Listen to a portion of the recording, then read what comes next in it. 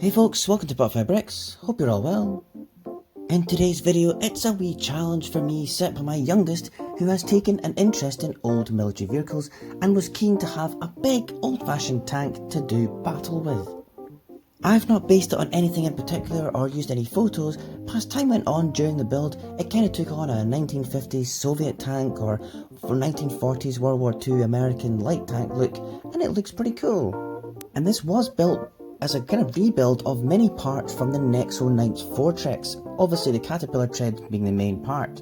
So a closer look and you can see a big variety in brick types. I've used a lot of small wing plates for the armour.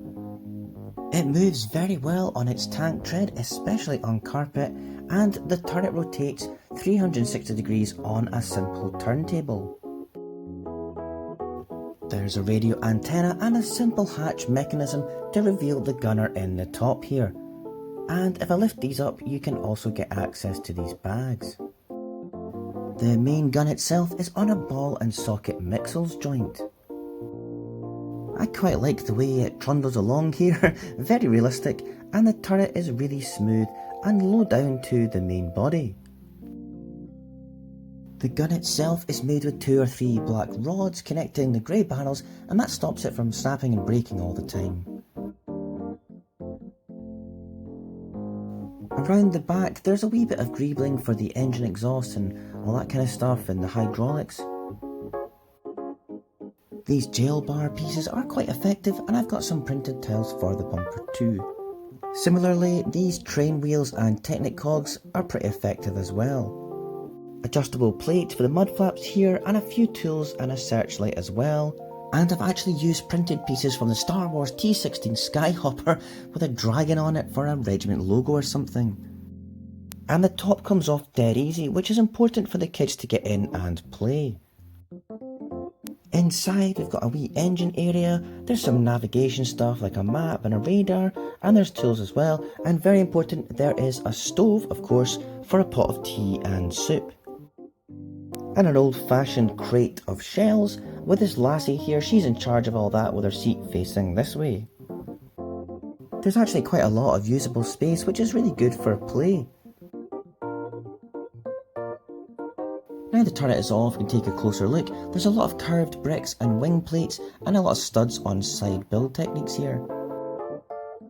A wee rotating anti-personnel gun, and there's space for one minifig.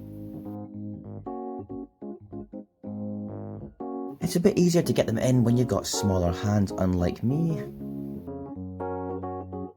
The turret being more round gives it a nice classic style look. Most modern tanks are of course very angular these days with their armour, and I've kept it as simple as possible, especially in the way it comes apart.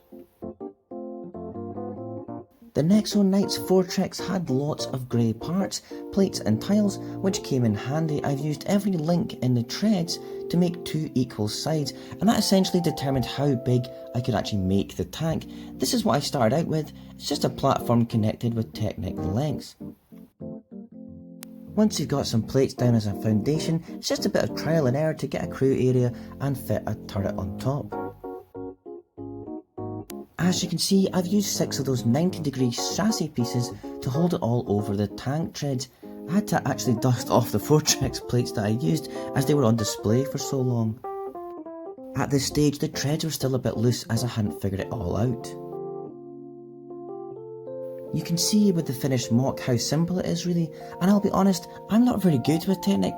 I really admire those that can build well with Technic. It's a real challenge for the brain. You can see the external wheels are actually superficial, and it's these 4 tank axles that really make it drive. It's dead easy to do this, and if I was more inclined I could make it more realistic and add another 2 at the bottom to give it a higher tread, but I like keeping things simple.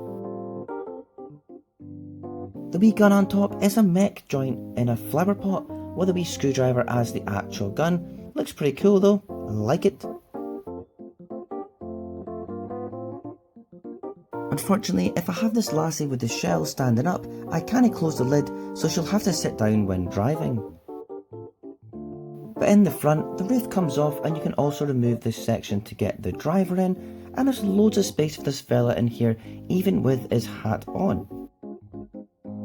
and it's easy to get this stuff all back on, which is great for play and for big hands too. So the big test, is my youngest happy with the result? Well, I think so. Yeah, well, it plays well, has lots of functions, it's big and chunky, and I've made it quite solid to withstand battles, and it really does drive like a real tank. LEGO will never make anything like this, as we all know, but at least these tank treads are available in enough sets these days, and they can be bought on Bricklink too, of course. For the crew, I've used a Star Wars Resistance Trooper, a Last Jedi Rose, who I just popped the helmet on her, and for the driver I've used a Dagobah Luke Skywalker and popped a cap on him, and he actually looks pretty effective here as a tank driver. In the bags there's some chocolate bars and some other parcels on the side as well. I'm not super knowledgeable about military vehicles, but I'm a fan, and I do like the old war films like Kelly's Heroes and The Longest Day, when you get to see some American and German armour really going at it.